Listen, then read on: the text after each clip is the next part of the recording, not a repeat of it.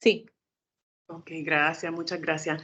Buen día, gracias por estar conectadas y conectados.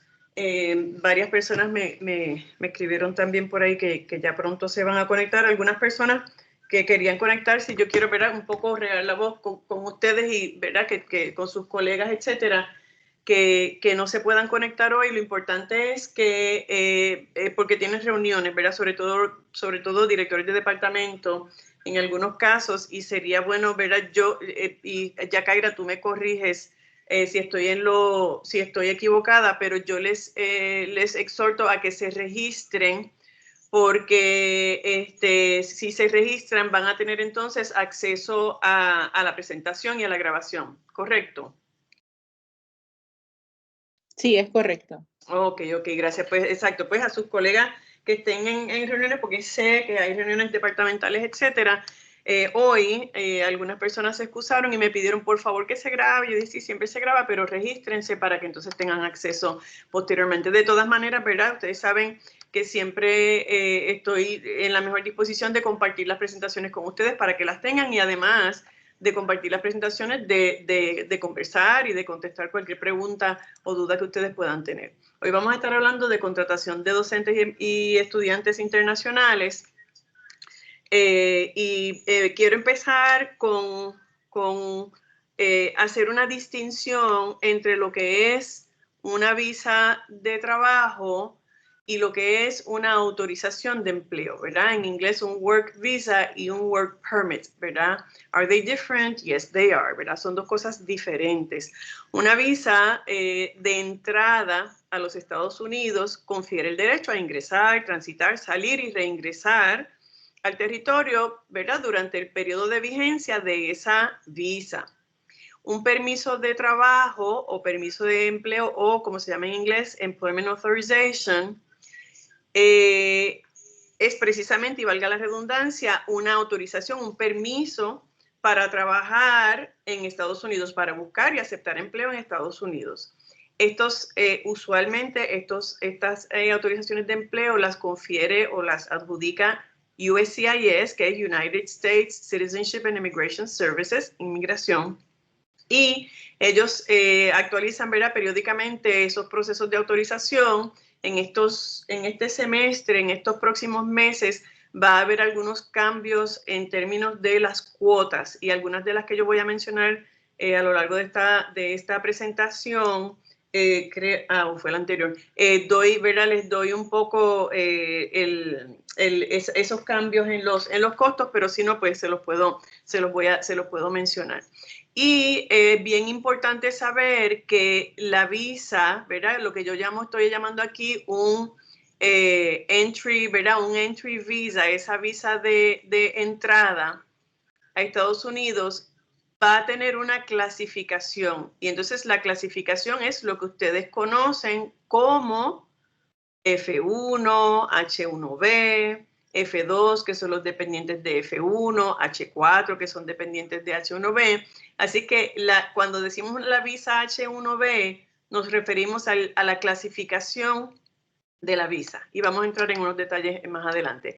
Y en este primer punto es bien importante, sobre todo para el personal de recursos humanos, quienes son las personas que llenan este formulario I-9, ellos requieren un permiso de empleo y no una visa de entrada. Y eso es bien importante. Hay una distinción. Muchas veces me llaman de recursos humanos, mira, llegó esta persona, pero su visa está vencida. Yo digo, sí, pero la visa del pasaporte no es una autorización de empleo.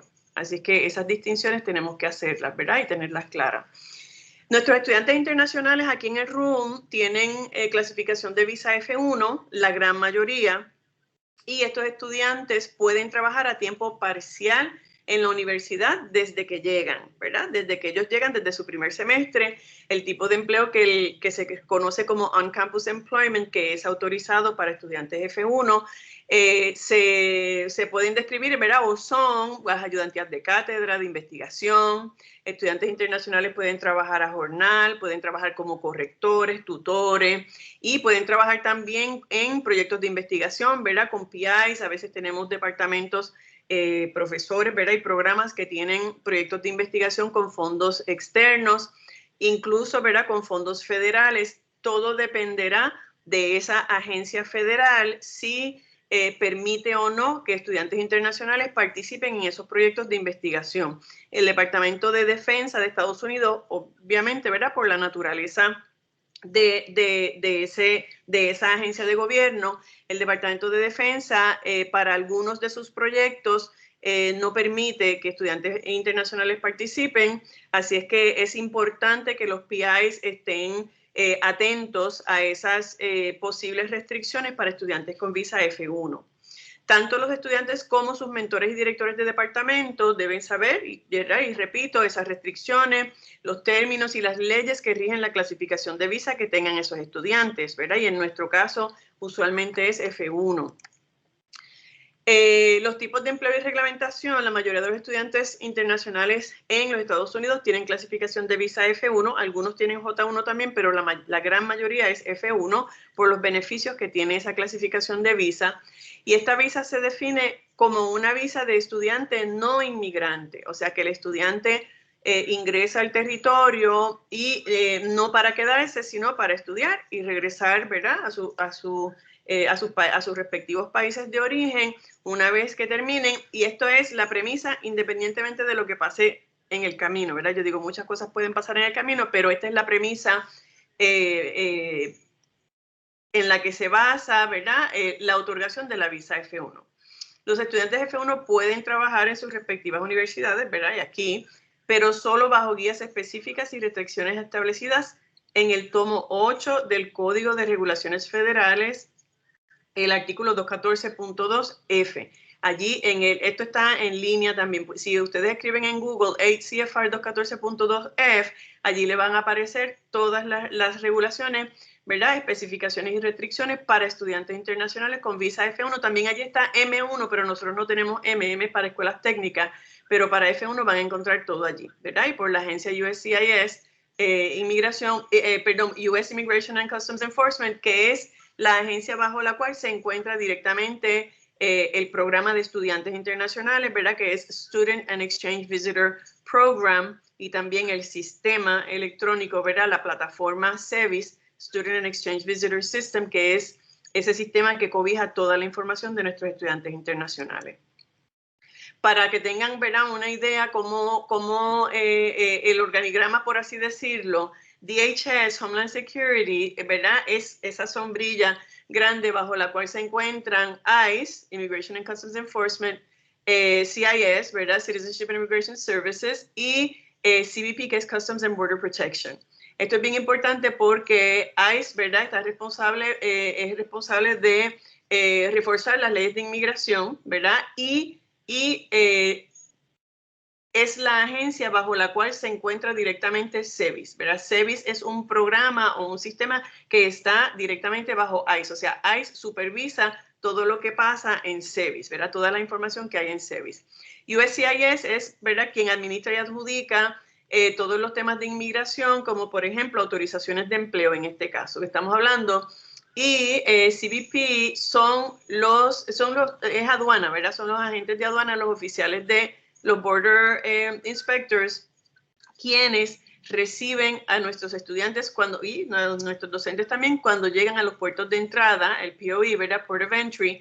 Y es bien importante que ustedes sepan que el CBP Officer en ese puerto de entrada tiene la potestad de admitir o no a una persona, ¿verdad?, que llegue y presenta su pasaporte y sus papeles. Un CBP officer tiene esa potestad y eso, ¿verdad?, pues hace que ese proceso sea un proceso, ¿verdad?, de nervios bendito para nuestros estudiantes, pero ellos, CBP tiene esa potestad, puede o no, ¿verdad?, otorgar la entrada al territorio.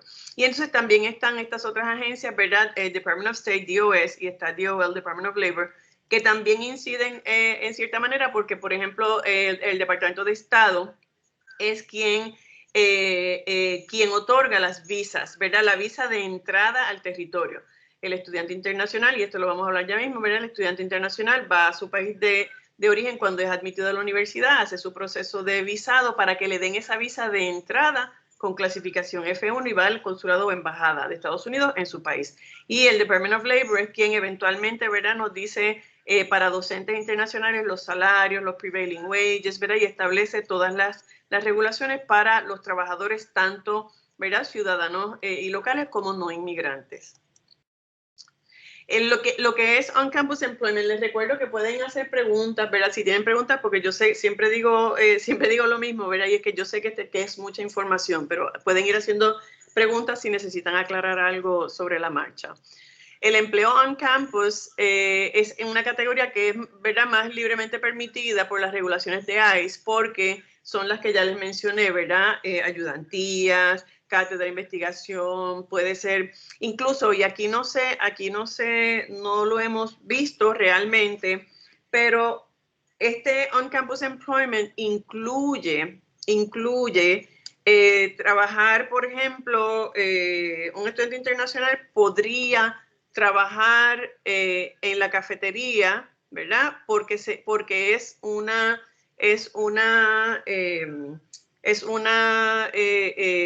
lugar, una oficina, una dependencia de la universidad que da servicio a estudiantes, ¿verdad? Y a la comunidad universitaria. Esto no lo vemos, pero es algo que, ¿verdad?, que se podría hacer, pero tiene que ser on campus, ¿verdad? Que se maneje como un jornal o algo así por el estilo. Disculpa, hay una pregunta. Sí. En el chat, Limaria Sola menciona si sería el Departamento del Trabajo Federal o el estatal. Federal. Es el Departamento del Trabajo Federal quien establece los salarios prevalecientes que solicitamos y las certificaciones laborales permanentes que solicitamos para las contrataciones de docentes internacionales con H1B y también para las residencias permanentes. Todo eso se trabaja directamente con el Departamento del Trabajo Federal.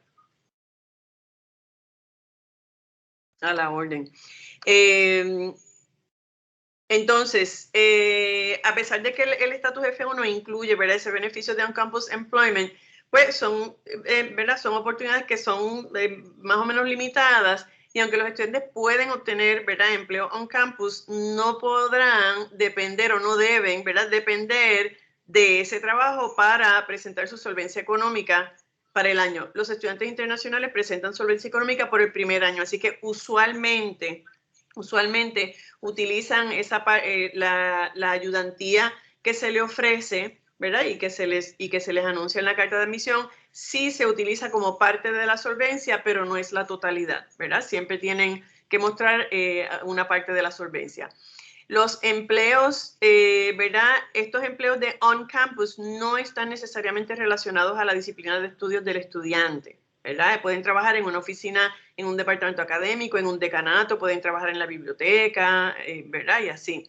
Y no necesariamente tiene que estar vinculado a lo que estudia. Y esto es estrictamente on-campus. Algunas instituciones requieren que los estudiantes obtengan autorización, ¿verdad?, o el visto bueno de la Oficina de Estudiantes Internacionales, en este caso nuestra Oficina de Asuntos de Inmigración. Y lo que yo siempre recomiendo es que es una buena práctica, ¿verdad?, que los departamentos u oficinas que desean emplear a un estudiante internacional, pues que consulten con nosotros por el tema de que, por ejemplo, cuando los estudiantes de las reglas, ¿verdad?, los estudiantes de F1 están sujetos a unas reglas y esas reglas son, ¿verdad?, esto es para mantener el estatus de F1, es estar matriculado a tiempo completo. Estar matriculado a tiempo completo incluye matrícula en 0 créditos, tesis, ¿verdad? Eso, y si es el último semestre del estudiante y el estudiante ya lo que le queda son 3 créditos, pues también eso es matrícula completa porque ya no le falta nada más. Pero primero, segundo semestre del estudiante, mientras tenga materias por ver, los estudiantes tienen que matricularse a tiempo completo.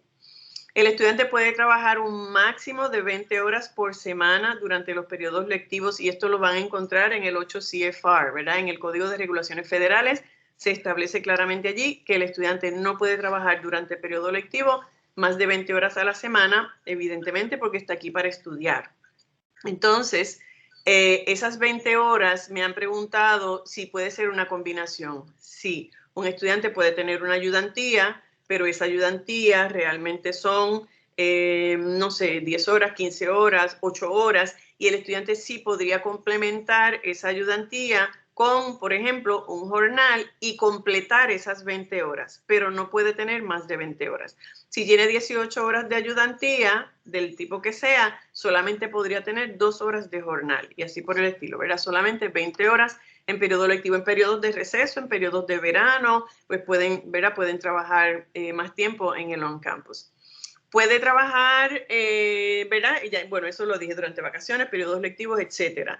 Su trabajo no puede, y esto es, ¿verdad?, una regulación, y el trabajo no puede desplazar, ¿verdad?, a un ciudadano. Ese trabajo que está llevando a cabo el estudiante, ¿verdad?, es una tarea parcial, evidentemente, y no puede ser, ¿verdad?, no puede ser un nombramiento ni nada así por el estilo, y no puede desplazar, ¿verdad?, a un ciudadano que haya solicitado ese trabajo, pero pues esos casos no, realmente no los tenemos. ¿Qué es OPT, verdad? El Optional Practical Training. Los estudiantes internacionales con F1 pueden estar autorizados a trabajar con Optional Practical Training, y estos estudiantes, esta oportunidad o esta autorización de empleo la adjudica USCIS, y son ellos quienes establecen las reglas, ¿verdad?, que gobiernan esa implementación del OPT. Y el estudiante tiene que pasar por nuestra oficina, generalmente, ¿verdad?, Janet es quien atiende a nuestros estudiantes, y Janet hace una recomendación en SEVIS, pero claro, Janet necesita una carta del advisor diciendo que, ¿verdad?, el advisor recomienda que el estudiante, ¿verdad?, solicite OPT, y entonces el estudiante nos trae esa carta, y Janet hace esa autorización inicial en SEVIS, pero entonces el estudiante hace todo un trámite, ¿verdad?, de unas peticiones que tiene que hacer ante USCIS para que le den esa autorización de empleo. En años recientes, nosotros aquí en el RUM hemos contratado docentes internacionales para plazas probatorias, estando ellos en OPT, ¿verdad? Estos docentes comienzan a trabajar con sus OPT, ¿verdad?, con su autorización de empleo, mientras que la petición de la clasificación de visa H1B está procesándose. Los docentes con OPT deben informar, ¿verdad?, de inmediato la aprobación de la H1B para actualizar eso en el expediente de recursos humanos, y particularmente en el formulario I-9. El personal de recursos humanos que trabaja los casos de los docentes internacionales puede solicitarme a mí, ¿verdad?, cualquier información que entiendan relevante para mantener sus expedientes actualizados en términos de autorizaciones de visa, las fechas de vigencia y así por el estilo. Así que si ustedes tienen un candidato o candidata para una plaza docente y las plazas probatorias, y usted tiene un docente, un candidato que y que tiene su doctorado y que tiene un OPT aprobado, esa persona está autorizada a trabajar. Lo que tenemos que hacer es que tan pronto si es esa la persona seleccionada, tan pronto esa persona es seleccionada, me informan, ¿verdad?, esta oficina, esta persona tiene un OPT, lo vamos a contratar. Esa persona hace todos sus trámites de contratación con recursos humanos y todo, pero a la par, ¿verdad?, en paralelo, en esta oficina yo voy preparando y se prepara y se somete la petición de visa H1B para que entonces ellos transicionen de F1 a H1B. Frances, hay otra pregunta. Sí. ¿Dónde caería se calificaría que un estudiante sea tutor? ¿Cae dentro de las 20 horas de jornada? No entiendo la pregunta.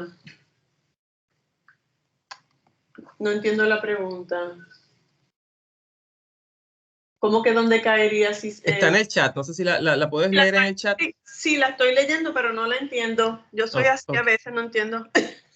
Mariela la hace. Mariela, si puedes prender el micrófono, puedes quizás Explicar un poquito. hacer la pregunta directamente a Frances.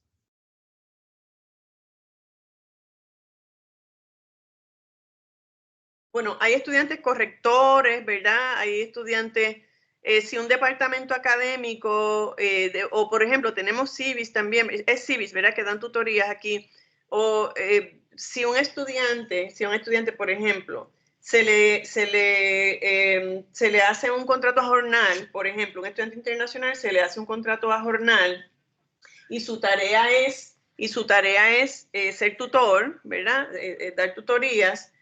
o el departamento de matemática, por ejemplo, dice necesitamos unos tutores y entre los tutores hay estudiantes internacionales, esos estudiantes pueden tener un jornal, ¿verdad? Pueden tener un jornal para esas tareas. El tema de las 20 horas es que independientemente de que vaya a trabajar solamente como tutor o de que sea, de que tenga una ayudantía de investigación y también es tutor, la combinación de sus tareas no puede ser más de 20 horas a la semana. No sé si me estoy explicando. Hay otra pregunta también. Sí, pero lo de las 20 horas es que esto es una, o sea, esta es la ley, ¿verdad? Son 20 horas, digamos, no matter what, no importa la tarea que esté llevando a cabo el estudiante, son 20 horas máximo por semestre, durante el semestre, perdónenme, por semana, durante el periodo lectivo. ¿Me expliqué, Mariela?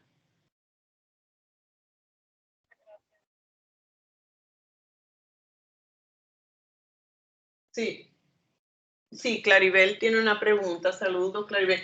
El OPT puede ser, sí, nosotros hemos tenido, pasé a la pregunta de Claribel porque no sé, Mariela, no sé si nos está escuchando o si puede en el chat dejarme confirmar que respondí a su pregunta o si no respondí.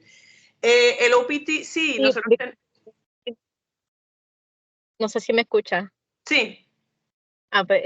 Sí, me clarificó la pregunta. Perdone que no hablé, es que estaba guiando. Ok. Mira, muchacha. Ok. El tema de OPT. Sí, nosotros tuvimos por ejemplo, en el 2021 hubo 2 contrataciones en la Facultad de Ingeniería de 2 docentes internacionales con doctorado que venían de universidades en Estados Unidos donde terminaron sus doctorados y llegaron con OPT activos. Esos OPT, y esto es interesante porque ese docente internacional con su doctorado, el doctor Fulanín y la doctora Fulanán, con sus doctorados se tienen que seguir reportando a su PDSO, a su DSO, a su oficina de estudiantes internacionales, en la oficina donde sea que ellos están, ¿verdad?, inscritos como estudiantes internacionales. Nuestros estudiantes de aquí, de UPRM, se pueden y se van, ¿verdad? Algunos estudiantes nuestros en OPT se van a trabajar con sus OPT a Estados Unidos, se van de Mayagüez, se van a San Juan, ¿verdad? Se van a otros municipios. Y esos estudiantes, a pesar de que no están aquí de manera presencial, se tienen que seguir comunicando aquí con Janet porque su expediente de service hay que mantenerlo activo y actualizado en esta oficina, aunque ya se hayan graduado y aunque ya sean doctores. Así que sí, el OPT puede ser de una universidad en Estados Unidos y sí, vienen aquí, ellos hacen sus trámites allá y una vez que aquí obtenemos la aprobación de su H1B, ellos tienen que informarle eso a sus respectivas universidades. Hay otra pregunta. Tiene Sí. la mano levantada el doctor José Latorre. Sí. Hola, Frances, ¿cómo estás? Hola. Bien. Qué bueno escucharte. Mira, igual. Recordando lo que pasó el año pasado con los 2 candidatos que los perdimos. Eso sigue igual, no ha cambiado. Nosotros teníamos una posición para un teriogenólogo y uno para un especialista en ciencia aviar. Sí, lo que sucede con lo que está Y entonces no pudimos traerlo por el sueldo de aquí. Por el prevailing wage, exacto. Lo que está mencionando el doctor Latorre es que nosotros para hacer el trámite de la visa H1B, nosotros dependemos de que el Departamento del Trabajo Federal nos determine un salario prevaleciente para ese puesto. No es necesariamente para una persona específica, es para un puesto y ellos tienen unas categorías. Esas categorías son, por ejemplo, Engineering Teachers Post-Secondary, Mathematical Science Teachers Post-Secondary, Biological Science Teachers Post-Secondary, Agricultural Science Teachers Post-Secondary. Y el impasse que hemos estado viviendo y que seguimos viviendo, doctor Latorre, seguimos con ese tema, es que el salario prevaleciente que establece el Departamento del Trabajo Federal, ese salario prevaleciente es el minimum wage, ¿verdad? El mínimo que podemos ofrecer para darle trabajo a estos docentes internacionales. Ese salario prevaleciente para ciencias agrícolas sigue por encima de nuestro sueldo para un assistant professor. Tenemos la misma situación en matemática. Mathematical Science Teachers sigue por encima. El tema de matemática es un poco diferente y es algo, en inglés es puzzling, ¿verdad? Es algo que no entendemos, y es que para Mayagüez, porque esto también es por municipio.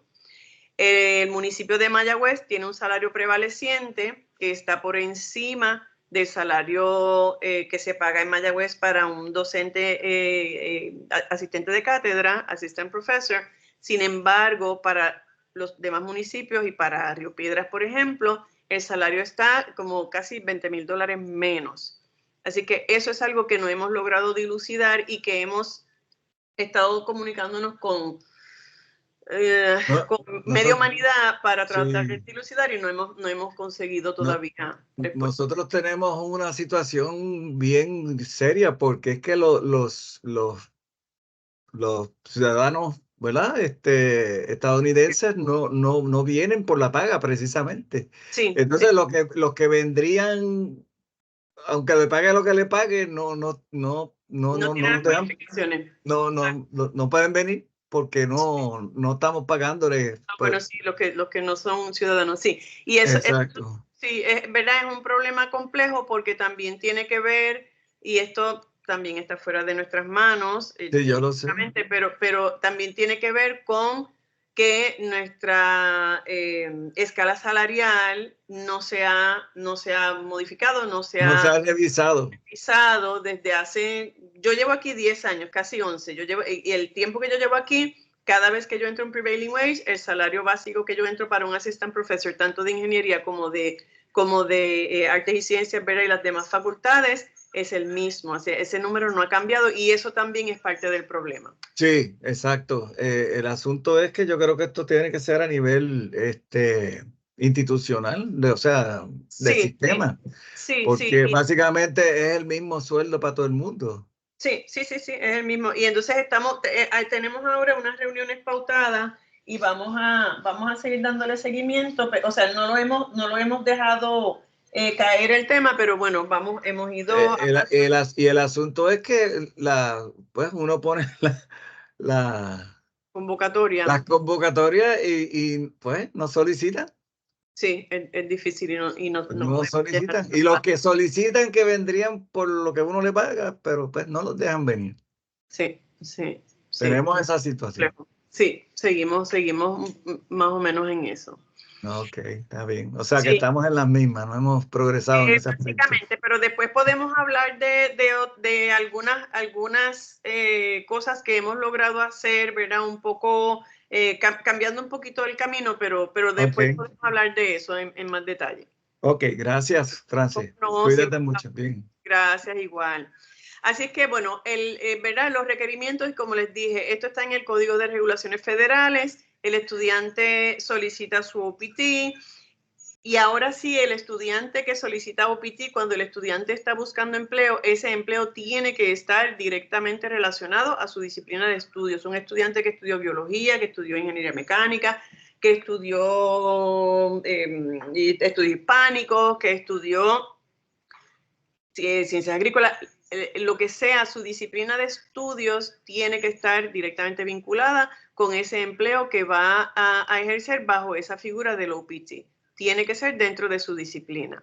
El estudiante, ¿verdad?, debe haber mantenido estatus, y todo esto lo va a mirar USCIS, porque quien autoriza ese tiempo, esa autorización de empleo, quien la adjudica es USCIS. Y el estudiante tiene 90 días para solicitar. Esos 90 días se cuentan a partir, ¿verdad?, de manera retrospectiva, a partir del día en que el estudiante termina el program end date en el I-20. O lo podría hacer durante el periodo de gracia, pero siempre se recomienda que lo haga dentro de esos 90 días. El estudiante, cuando termina su programa de estudios, tiene 60 días un periodo de gracia de 60 días dentro del cual puede solicitar escuela graduada, solicitar OPT o, ¿verdad?, hacer sus arreglos para regresar a su país de origen. El OPT se autoriza por 12 meses. Cuando son estudiantes de STEM, Science, Technology, Engineering y Math, pueden solicitar una extensión que ellos también solicitan a USCIS para 24 meses adicionales. Así que un estudiante internacional con visa F1 podría estar hasta 3 años trabajando en OPT, en algún trabajo, en algún empleo que sea directamente relacionado a su programa de estudios o a su disciplina. Es importante saber que el estudiante, y esto para efectos de las contrataciones, que el estudiante o la persona, ¿verdad?, con una visa F1 y una autorización de empleo, tiene que mostrar su tarjetita, su EAD card, su Employment Authorization Document, que es una tarjetita, y en esa tarjetita se establece, USCIS establece la fecha de comienzo de empleo. No puede empezar a trabajar antes de esa fecha. Estaría violentando su estatus migratorio, así que esa tarjetita es bien importante porque eso es lo que le va a decir a ustedes cuándo puede empezar. El estudiante para solicitar el OPT pues debe haber estado matriculado a tiempo completo. Durante el semestre solamente puede trabajar 20 horas porque existe un pre-completion OPT, pero no es común. En realidad nosotros yo creo que yo nunca he visto un pre-completion OPT, o si lo he visto ha sido muy raro. Ya dije de nuevo, ¿verdad? Durante periodos lectivos pueden trabajar a tiempo completo. Con el OPT post-completion trabajan a tiempo completo, ¿verdad? Porque ya se graduaron y ya no están estudiando. Otra cosa es que, ¿verdad? Creo que ya lo cubrí, que docentes en OPT que ya han obtenido sus grados, ¿verdad?, pueden trabajar y se va tramitando para lo que son las plazas probatorias, se hace el trámite de visa H1B. Lo que son plazas temporeras o por contrato, sí podemos contratar a personas con maestrías y doctorados que están en OPT. Se pueden contratar, pero esos contratos no son plazas conducentes, ¿verdad?, a permanencia. CPT es otra figura, ¿verdad?, otro beneficio, podemos decir, que le permite al estudiante trabajar en una capacitación práctica curricular. Y este empleo es fuera del recinto, fuera del campus, ¿verdad? Por eso hay on-campus employment y esto sería off-campus employment. OPT y CPT son off-campus. Esto le permite al estudiante hacer una práctica en su plan de estudios o tiene que ser parte de su plan de estudios. Por eso, aquí como nosotros no tenemos realmente planes de estudios que incluyen, por lo menos yo creo que química es el único que tiene, pero los demás no tienen. Por lo tanto, el estudiante tiene que matricular un curso INTD para que se refleje en su currículo. El CPT se tiene que reflejar en un curso matriculado en el currículo de estudiante. Ingeniería es el curso INTD. Y entonces aquí, ¿verdad?, el CPT se define como trabajo o estudio alternativo. Puede ser una pasantía, ¿verdad?, que son los co-op, la educación cooperativa, una práctica, ¿verdad? Y es importante que sepan que estos usualmente se da para verano. Los estudiantes se van de co-op en verano, podrían irse en el semestre. Si se van en el semestre y están tomando clases, no pueden trabajar más de 20 horas, a menos que estén en 0 créditos tesis y que el trabajo que van a hacer esté relacionado con su tesis, con su investigación. En ese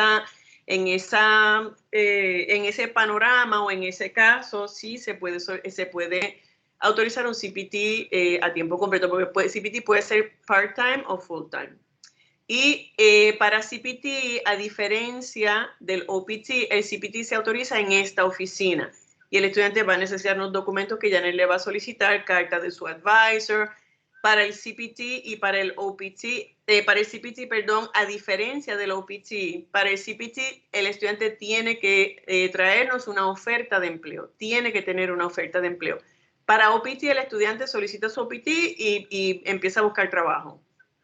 No tiene que tener trabajo para solicitar OPT, pero para solicitar el CPT y para que se lo pueda aprobar aquí en la oficina Janet, tiene que tener una oferta de empleo con fecha de comienzo y de fin, ¿verdad? Porque este proceso no requiere adjudicación de USCIS.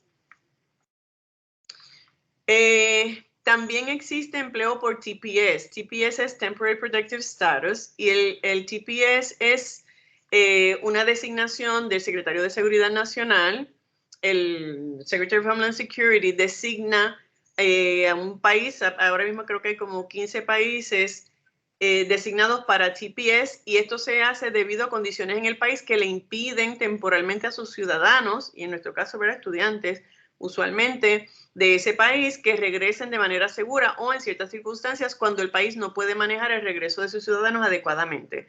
Y, ¿verdad?, para darles un ejemplo, pues Venezuela ahora mismo está bajo TPS. USCIS, Haití también tiene el programa de TPS. Y hay que ver, ¿verdad?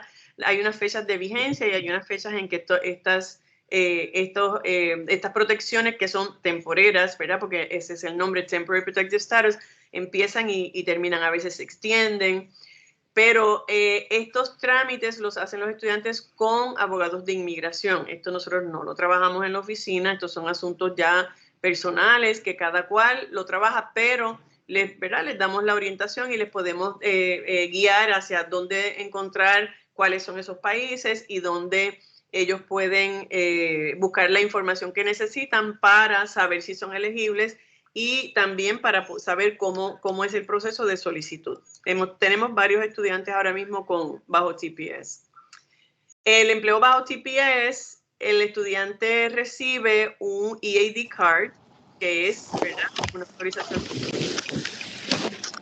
Y durante ese periodo de tiempo, los estudiantes, las personas que son estudiantes y los estudiantes F1, aunque tienen esa autorización de empleo y pueden trabajar, les decimos, usted haga todo lo posible por seguir manteniendo su estatus de F1, porque no pueden dejar de estudiar para trabajar, porque entonces están violentando su estatus migratorio y cuando se acabe el TPS, pues se acaba esa protección. Y entonces tienen que, en la medida de lo posible, mantener su estatus, el estatus que tiene. Si es de estudiante, que es lo más usual para nosotros, lo que nosotros vemos, pues tiene que seguir estudiando. Esta protección ¿verdad?, los cobija de que no pueden ser removidos del territorio estadounidense, de que obtienen esa autorización de empleo y de que pueden recibir también autorización para viajar. Hay una petición, la I-131, que se llama parolee, y ese parolee es para poder salir del país y regresar con esa autorización. Algunos países designados en TPS actualmente: Salvador, Haití, Honduras, Nicaragua, Ucrania, Venezuela y hay otros. Y vuelvo y les digo que esta es la orientación para los pasos y cómo solicitar TPS. Tiene que ser con abogado, una consulta directa con algún abogado de inmigración. Esto es para que tengan una idea de cómo es una visa de entrada al territorio. Cuando los estudiantes van al consulado, por ejemplo, esta es B1, B2, que esto es turista, pero si se fijan, ¿verdad?, aquí tienen, dice visa type R, que eso quiere decir que es una visa regular, y el classification, donde tienen site classification, allí va a decir F1, B1, B2, siempre dice B1, B2, pero la F1 va a decir F1 solamente, o va a decir F2 solamente. La visa J que tenemos, nosotros tenemos Short Term Scholars, nuestro postdoc. Aquí se pueden contratar postdoc con OPT y también con visa J1, porque estos son Short Term Scholars. Sus dependientes son J2, H1B, H4, que son sus dependientes. L1 nosotros no vemos porque estos son personas que trabajan en la industria, pero sí vemos a sus dependientes que son L2. Hemos tenido y tenemos algunos estudiantes por ahí que son visa L2. Aquí lo importante en términos de la contratación es cuál es esa fecha de expiración. Aquí dice, esta fecha, ¿verdad?, indica cuál es el último día en que puede ingresar al territorio. Y vuelvo y les repito, ¿verdad?, esta visa no nos dice nada en términos de que si esta persona puede trabajar o no. Lo único que nos dice esta visa es que esta persona puede entrar. Puede salir y puede entrar hasta esa fecha. Hasta el día antes de esa fecha, ¿verdad? En principio. Hasta el día antes de esa fecha, esa persona puede entrar al territorio. Y van a haber también entries, que si tiene una M, multiple entries, o va a haber un número, 10 entries, 5 entries, 7 entries, pero usualmente es multiple entries, pero sí hay una fecha de expiración. Pero esa fecha de expiración no tiene nada que ver con que esa persona pueda o no trabajar. Para los estudiantes internacionales, esta visa de entrada se puede expirar y ellos pueden seguir trabajando, se pueden seguir estudiando siempre y cuando su I-20 esté actualizada. Pueden seguir trabajando siempre y cuando su autorización de empleo esté vigente. H1B igual, se le puede expirar la visa en el pasaporte, pero la visa H1B tiene que estar vigente y renovarse, sí, ¿verdad? Si va a expirar la autorización de empleo. Y esto sería una visa F1, ¿verdad? Y esta expiration date quiere decir que esta estudiante, esta joven que se llama Happy, ella puede estar, ¿verdad?, entrando y saliendo hasta esa fecha del 31 de mayo del 2022, pero ella puede estar estudiando hasta el 2023, 2024, porque si ella se sigue matriculando y si ella no ha terminado su programa de estudios y permanece dentro del territorio, no hay ningún problema con que esta visa de entrada se venza ahora. Ella es de nacionalidad, ella es mexicana ahora. Si Happy quiere ir a visitar a su familia, pues ella tiene que hacer su trámite de renovación de visa para volver a entrar una vez que salga. Puede viajar a Estados Unidos, Canadá, se supone que Canadá, México e islas adyacentes, pero yo siempre les digo, renueven su visa, porque si se van de crucero, por ejemplo, se supone que puedan tener esa visa expirada, pero pues yo a veces no me tomaría riesgo porque nunca sabemos con quién se encuentran en el port of entry. El formulario I-20 que tal vez muchos de ustedes han visto, ¿verdad? Es un formulario de elegibilidad para la visa F1. Y ese, si se fijan, Class of Admission, y esa es la clasificación de visa, que es F1, que puede ser para estudios académicos o también para language. Los estudiantes que vienen a estudiar ESL a Estados Unidos, esos programas, pueden también entran también con visa F1. Y fíjense que ese program end date, en este caso dice, abajo en rojo, dice septiembre del 2018, pero ese estudiante puede que no termine a esa fecha y necesita extender su I-20, lo puede hacer y puede trabajar on campus y puede tener, ¿verdad?, solicitar un OPT.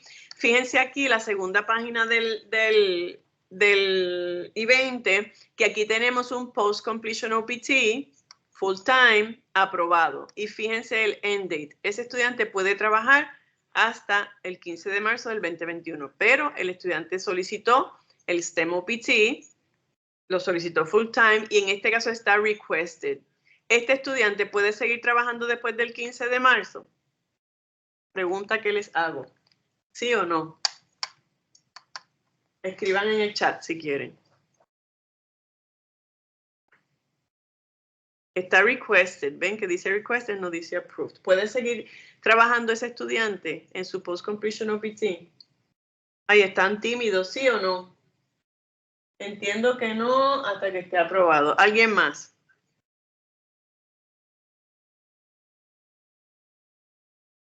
¿Alguien más? No, alguien más. Uno más, uno más. Vamos a ver, ¿alguien más?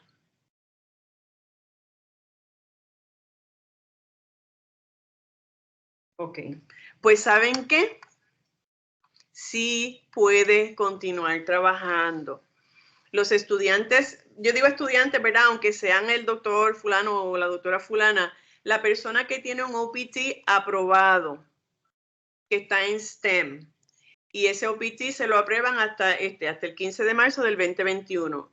Esa persona tiene 90 días antes del 15 de marzo para solicitar ese STEM OPT Extension. Ese STEM OPT Extension, el estudiante o la persona lo somete ante USCIS y sí puede continuar trabajando mientras ese STEM OPT se está procesando. La solicitud es como si fuera una solicitud nueva, pero realmente STEM OPT es una extensión de un OPT que ya está aprobado. Por lo tanto, la persona sí puede seguir trabajando. Ahora bien, si ese STEM OPT, la respuesta viene denegada, tiene que dejar de trabajar en el momento, ¿verdad? Sí, es muy raro que la denieguen, ¿verdad? Tiene que haber algún error o algo, o que no haya sometido algún documento. Le pueden hacer un request for evidence. Si le hacen un request for evidence, pues somete la evidencia y ya. Sí, la contestación es que sí, puede seguir trabajando. Exactamente, es igual que una extensión, Claribel, sí, gracias. Es igual que una extensión de H1B. La H1B culmina el 30 de junio del 2024. Ya sometimos la petición de extensión de esa H1B. La persona puede seguir trabajando. Es bien importante que en estos procesos las personas sean muy cautelosas en términos de salir de territorio estadounidense porque podrían arriesgarse a que USCIS analice su caso, por ejemplo, en el momento en que está fuera del territorio y decida que abandonó su petición. Así que, ¿verdad? El tema de viajar es un poco a veces complicado. Y fíjense que en este caso particular, aquí esta persona, esto es un John Doe Smith, fíjense que dice Change of Status, Gap Extension. Esto no pasa con nosotros, pero sí pasa en la industria. Nosotros tenemos estudiantes internacionales a quienes les aparece esta nota, este remark o este comentario en sus events porque su empleador le está solicitando una visa H-1B y ahí se activa lo que se llama el cap gap. Y es que aunque el OPT del estudiante venza, qué sé yo, en mayo, en junio, en julio o en agosto, al haber una petición de H-1B de parte del empleador, se hace una extensión automática. Pero eso, ¿verdad? Nosotros simplemente tenemos que ver que eso está allí y saber que esa persona puede trabajar. Esto es un EAD card. Este es lo que es el Employment Authorization Document, que yo les dije en una tarjetita. Y si se fijan, tiene fecha siempre de valid from. A partir de esa fecha puede empezar a trabajar. Y el card expires el 3/6 del 20, ¿verdad? Pero recuerden que si la persona sometió la petición de extensión, pues puede seguir trabajando en lo que le llega su autorización y su otra tarjetita con las fechas actualizadas. H-1B, ¿verdad? Que es lo que se llama Specialty Occupation, que son nombramientos probatorios de docentes en nuestro caso. Este tipo de visa también es para no inmigrantes para trabajar en una ocupación especializada, por lo tanto, ¿verdad? Se pide, en el papel se pide bachillerato más, pero obviamente la universidad requiere que tengan doctorado y estas visas se pueden pedir a incrementos de 1 año o 3 años hasta un máximo de 6, ¿verdad? 3 años y luego se pueden extender 3 años adicionales por 6 años. Esta petición se somete ante USCIS y es el empleador quien presenta la petición I-129 para ese docente, ¿verdad? Para una visa H-1B o clasificación de visa H-1B como auspiciador. En el 1990 las visas H-1B se adjudican únicamente para empleo en una ocupación especializada, ¿verdad? Y la definición que ellos tienen es que requiere la aplicación teórica y práctica de un conjunto de conocimientos especializados, por eso y en nuestro caso, pues doctorado.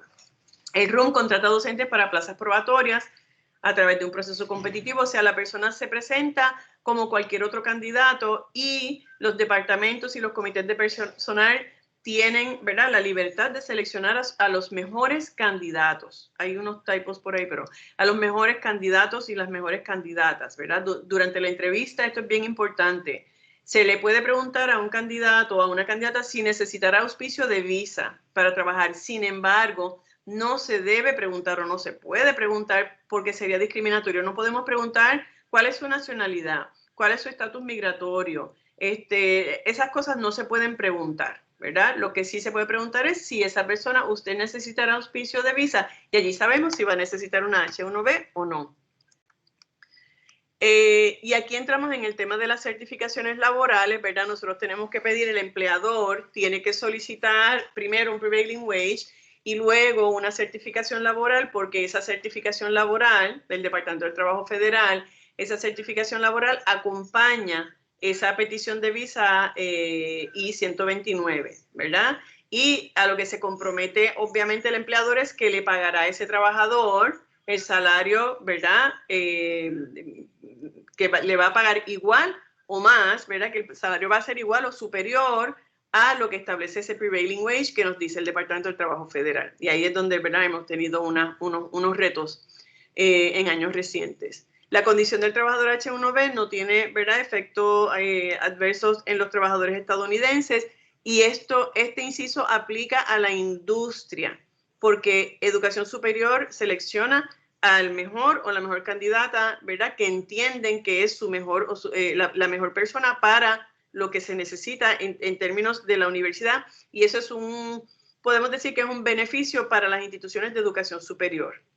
Existen esas provisiones especiales, ¿verdad?, para nosotros como institución de educación superior en términos de los Specialty Occupation Workers desde los años 70 ¿verdad? Que nos permite seleccionar los mejores candidatos y no el que tenga el minimum required.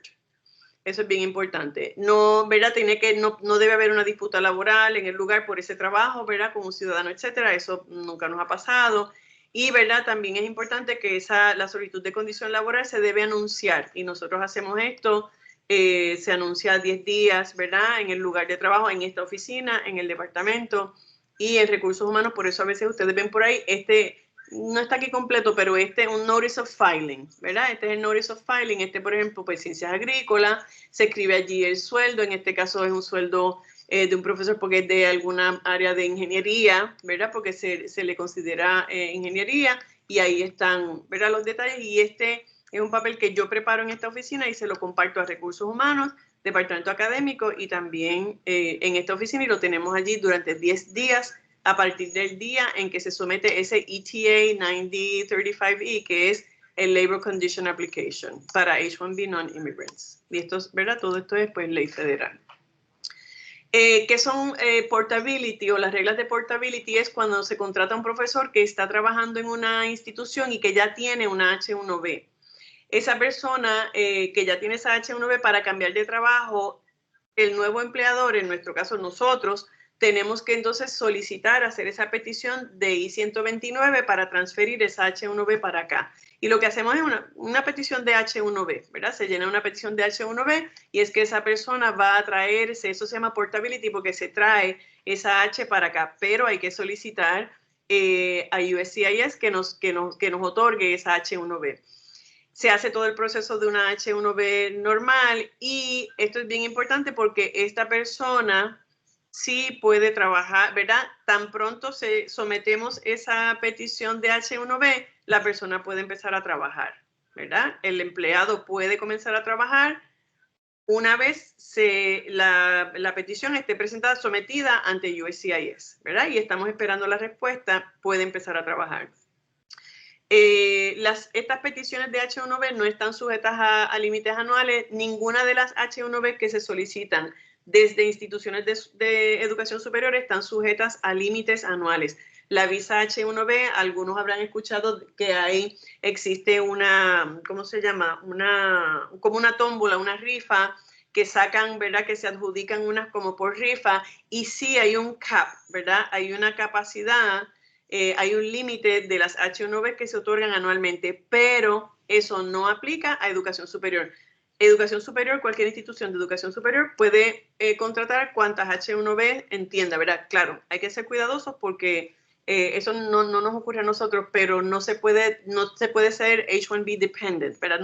La institución no debería depender de empleados H-1B. Vamos a ver qué más. Para extender la H-1B, yo creo que realmente ya lo cubrí, ¿verdad? Nosotros podemos solicitar la extensión de esa H-1B y en algunos casos que no hemos visto aquí, ¿verdad? El Departamento de Defensa podría, ese docente, si está trabajando para el Departamento de Defensa, podría recibir más de 5 años, pero esos son unos procesos, ¿verdad? Que se hacen desde afuera de aquí. Para ajuste de estatus, por ejemplo, la mayoría de las solicitudes de visa para no inmigrantes, ¿verdad? Requiere que el solicitante demuestre que tiene la intención de regresar a su país. Este es así para los estudiantes F1. La visa F1 es una visa cuya intención es venir a estudiar y regresarse a su país de origen una vez culmine estudios y el trabajo en OPT, STEM OPT. Sin embargo, los solicitantes de H-1B no están obligados a mantener una residencia en su país de origen, ¿verdad? Y que no tengan la intención de abandonar, que es el caso de los estudiantes, porque la visa H-1B se considera un dual intent. Hay doble intención, puede haber doble intención con esta visa, ¿verdad? Estas visas no se evalúan o estas peticiones no se evalúan bajo la presunción de que tienen la intención de regresar a su país de nacionalidad, ¿verdad?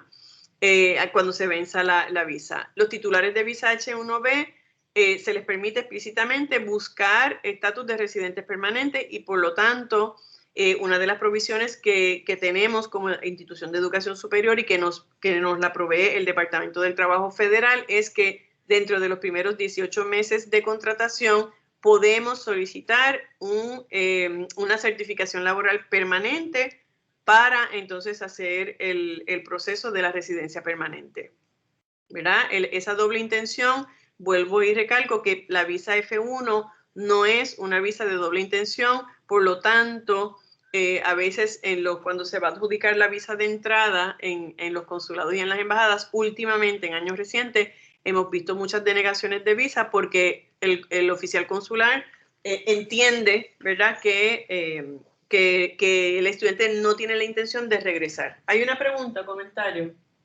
Sí, hay una pregunta en el chat. Si transferimos una visa H1B, el tiempo de vigencia para nosotros empieza desde cero. O sea, bueno, lo que pasa es que para nosotros empieza desde cero, pero para el profesor no. Ya habrá usado 1 año, 2 años de su visa H1B. Así es que si llevaba 1 año de visa de transfiere a Puerto Rico, nos lo dan por 2 años. Ah, no. Ok, les cuento. Ok. El tiempo que hayan usado les cuenta hacia lo que ellos han utilizado. ¿Verdad? Lo que ellos han utilizado les cuenta hacia ese total de 6 años. Hemos tenido docentes que nos llegan con una visa H1B y han estado 1 año en H1B. Y yo solicito 3 años, pues entonces si usualmente pues la aprueban, pues me aprobaron esos 3 años, pues quiere decir que cuando yo le vaya a extender a ese profesor solamente tiene 2 años de extensión. Si ese profesor utilizó 2 años de H1B, yo le solicito 3 años ¿verdad? Cuando ya está ese último semestre que le queda, pues estará llegando, ¿verdad? Va a cumplir su 5º año, pues yo solamente le puedo extender 1 año y así. Sí. Otros tipos de visa que vemos en educación superior, la visa O, que son para individuos con habilidades extraordinarias, en las ciencias, educación, negocios, atletismo, ¿verdad? Sin incluir las artes, la industria o las películas, etcétera, porque esa es otra categoría. Pero hay personas que pueden, ¿verdad? Para cualificar, debo decir, para una visa O, el beneficiario debe demostrar habilidades extraordinarias por aclamación nacional e internacional sostenida, publicaciones, ¿verdad? Tener toda una trayectoria verdaderamente extraordinaria. Nosotros trabajamos con la visa J1, que es el Short Term Visiting Scholar, y nuestros postdocs son usualmente J. Si no tienen OPT, vienen entonces con la visa J. Esta visa les puede autorizar hasta un máximo de 5 años y en este caso estas personas vienen, ¿verdad?, a participar en algún programa, ya sea para enseñar, instruir, dar conferencias, estudiar, a veces estudiar en términos de investigación, observar, realizar investigaciones, consultar, ¿verdad? Y demuestran habilidades especiales. Usualmente son personas que vienen ya con su doctorado. Y es bien importante saber que el trámite de la visa J se hace en Río Piedras, bueno, ahora tiene otro nombre, pero es en el Decanato de Relaciones Internacionales de Río Piedras, porque la visa J pertenece al departamento, al programa de visas del Departamento de Estado, y ese programa requiere que para participar del mismo tenemos que tener 5 visas J anualmente. Mayagüez solo no recibe 5 visas J anualmente, puede que tengamos 2 o 3, una en algunos años. Así es que UPR para el Departamento de Estado es un sistema, por lo tanto se trabajan a nivel sistémico. Entonces Río Piedras, yo sí doy la orientación aquí de la J y les conecto con la gente de Río Piedras para que la puedan tramitar. La visa J conlleva un documento muy parecido al documento I-20, que es un certificado de elegibilidad para la visa J for Exchange Visitor, y ese documento en vez de I-20 es DS 2019. Y entonces este documento incluye lo mismo, fechas de comienzo y de fin, la institución, la categoría. Nosotros tenemos siempre Short Term Scholar o Postdoc. Entonces nosotros tenemos un Responsible Officer en el recinto de Río Piedras, el arquitecto Luis Irizarry, y hay varios AROs. Yo, por ejemplo, yo soy Alternate Responsible Officer de Luis Irizarry acá en Mayagüez. Y exacto, y ya les dije que se trabaja como a nivel sistema. Y en el caso de la visa J es bien importante saber también que el estudiante internacional con F1 muestra solvencia por 1 año. Con la visa J hay que mostrar solvencia por el tiempo completo. Si va a estar 1 año, 2 años, 3 años, hay que mostrar la solvencia por el tiempo completo que va a estar la persona. Esto es un Notice of Action. Esta es la aprobación de una visa H1B. Si se fijan, ¿verdad? Está la fecha en que USCIS recibió la petición, la universidad, quién es el petitioner, ¿verdad? Pues aquí es Duke University, en nuestro caso dice University of Puerto Rico, arriba dice case type, ¿verdad? Es I-129, que es un petition for non-immigrant worker, y esto es una H1B. Nos dice que el notice salió en tal fecha y nos da las fechas. Dice approval notice, class, que es la clasificación, es H1B, y nos dice aquí, ¿verdad? Que es valid from estas fechas. Y de nuevo, sabemos, ¿verdad? Esas fechas de validez, esa fecha en que termina, de nuevo, si se fijan a la parte de abajo de este Notice of Action, dice Receipt I-94. Ahora estos I-94 son electrónicos, yo les voy a enseñar uno. Y este I-94 dice hasta cuándo es admitida esa persona, ¿verdad? Y ahí está la fecha. Y les recuerdo, cuando la persona hace una solicitud, una petición de extensión, en este caso, por ejemplo, de esa H1B se pide una extensión y la persona está dentro del territorio, puede seguir trabajando, mientras no salga del territorio no pasa nada. Si sale del territorio, pues entonces tiene que venir con una visa ponchada en su pasaporte que muestre las fechas, ¿verdad? Las fechas de su estadía, hasta cuándo puede estar. Y eso es ver hasta cuándo puede entrar. Esto más bien es para recursos humanos, pero para que tengan una idea, cuando recursos humanos nos pide, dice, pues tú vas a emplear un departamento académico, pues ustedes van a emplear a fulano de tal, necesito la visa. Realmente no es la visa lo que necesitan, ¿verdad? Lo que necesita, fíjense que dice aquí, list A, documents that establish both identity and employment authorization. Y les pide pues un pasaporte, pues y ahí ya saben, descartan, ¿verdad? Pues estadounidense. Si les presenta un pasaporte de algún otro lugar, ¿verdad? Pues tiene un Resident Alien Card, que esa es el Green Card, ¿verdad? Tiene residencia permanente. Tiene un pasaporte, ¿verdad? De otro país, pues si tiene un pasaporte de otro país, tiene Employment Authorization, tiene un EAD Card, tiene un Notice of Approval, ¿verdad? De una H1B. Y entonces aquí tenemos, ¿verdad? For Non-Immigrant Alien Authorized to Work, vamos a pedirle ese pasaporte y entonces aquí vamos a utilizar, no la visa de entrada, pero vamos a utilizar el Approval Notice, porque allí están las fechas, ¿verdad? Allí están las fechas en que esa autorización de empleo. Si nos dice, sí, yo tengo una H1B, pero nos muestran ese Notice of Approval y la visa de entrada de las H1B usualmente es la misma fecha del Notice of Approval. Si está expirada, pues entonces, ¿verdad? Va a la par con el Approval y no puede trabajar. Es bien importante que nosotros también podamos verificar ese documento I-94. El I-94 se lo voy a enseñar ahora.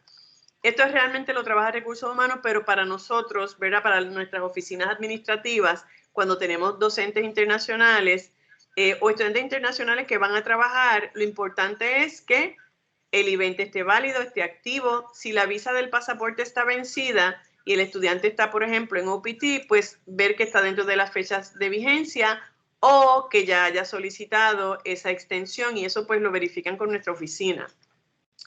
Esto es un récord I-94, ¿verdad? Que les había dicho antes a la parte de abajo, aquí a la parte de abajo del Notice of Action aparecía ese I-94 y a veces lo llenaban y le ponchan también en el pasaporte, pero ahora el formulario I-94 es electrónico. Y cuando entramos allí con la información hay que pedirle permiso a la persona porque allí se utiliza pasaporte, nombre completo, fecha de nacimiento. Y fíjense que aquí para los estudiantes F1, usted va a ver que en la visa de entrada en el pasaporte va a haber una fecha. Sin embargo, en el documento de admisión de Entries and Exits va a decir DS, que es Duration of Status. Mientras dure su estatus de estudiante F1, puede permanecer en territorio. Así que eso es bien importante también. Algunos enlaces de interés, hay mucha información en todas las páginas oficiales de Homeland Security. Si entran a Homeland Security van a encontrar muchísima información. Study in the States es una página de Homeland Security también, de ICE, que es muy informativa para los temas de estudiantes internacionales. Allí encuentran todo, absolutamente todo. Y les recuerdo que USCIS, ¿verdad?, está constantemente haciendo revisiones y haciendo actualizaciones a ciertas políticas y a ciertos requerimientos, y entonces siempre yo estoy atenta a esas cosas. Yo estoy registrada con, valga la redundancia, con el registry, ¿verdad? Hay un Federal Registry en el que uno se puede suscribir y recibe todas estas cositas, estas informaciones que recibimos. ¿Preguntas o dudas?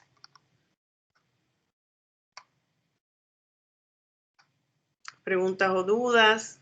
Saben que estoy en CELIS 207, la extensión 2415. Estamos aquí a la orden para, ¿verdad?, para todo lo que le podamos servir, y estamos siempre en la mejor disposición de orientar, de estar con ustedes en estos procesos que yo sé que a veces son medios complicados. ¿Preguntas o dudas que puedan tener?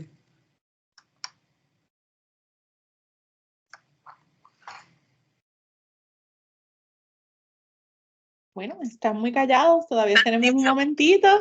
Mira, esta gente es muy tímida. ¿De dónde sacamos esta gente tan tímida?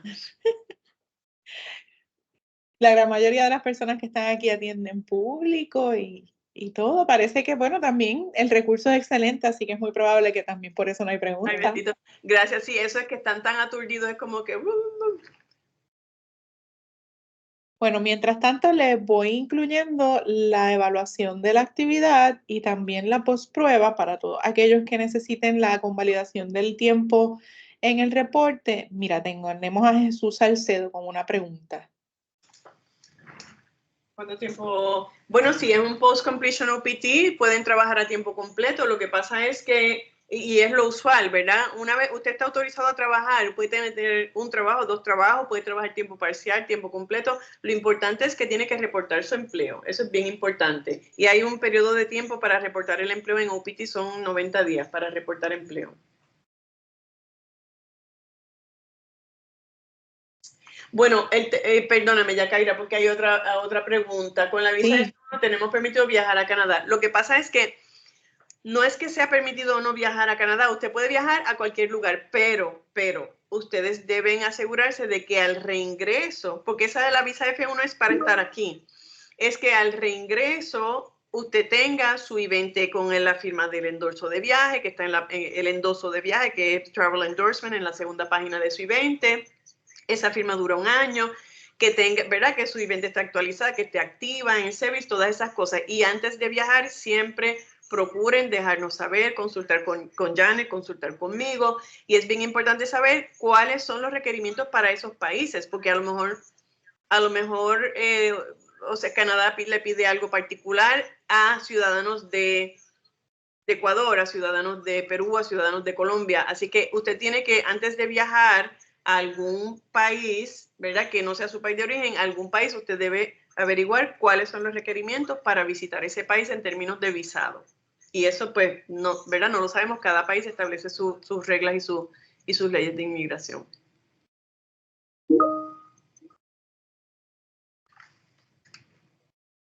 A la orden, sí, saludos, gracias. Bueno, Hola, pues... Frances, ¿cómo estás?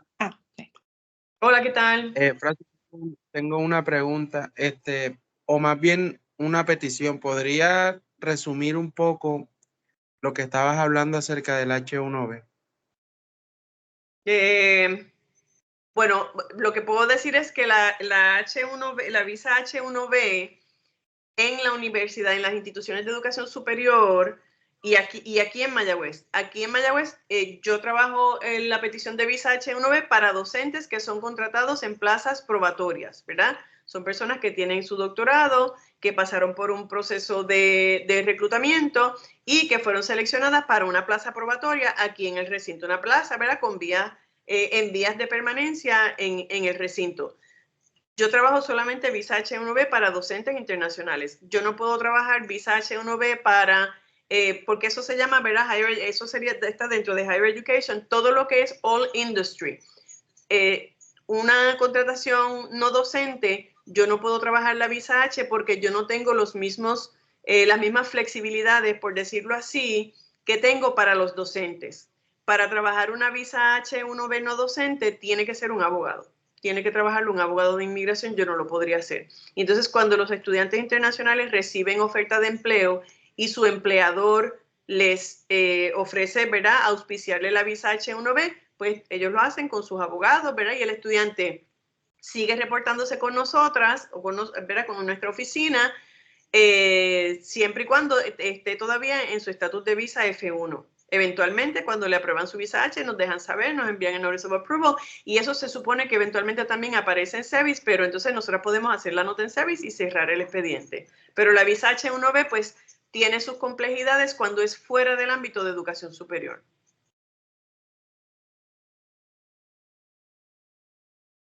Yo, tal vez no contesté, pero, ¿verdad? Pero la visa H1B, para mí, para nuestro caso, yo trabajo estrictamente, ¿verdad?, docentes internacionales que se van a contratar, que han sido seleccionados para contratarse. Ok, muchas gracias, Francis. A la orden.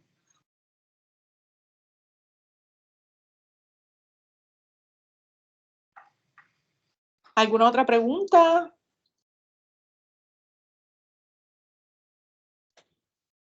Bueno, pues les recuerdo, voy a volver a postear aquí el enlace para la postprueba. Y saben que tienen hasta hoy a las 11:59. Mañana se les va a estar compartiendo la presentación. Así que eso sería todo. Espero que tengan buen provecho y que estén todos muy bien. Gracias, doctora Santiago, como siempre. Gracias, muchas gracias, Yacaira. Gracias a todos y a todas. Gracias, bye.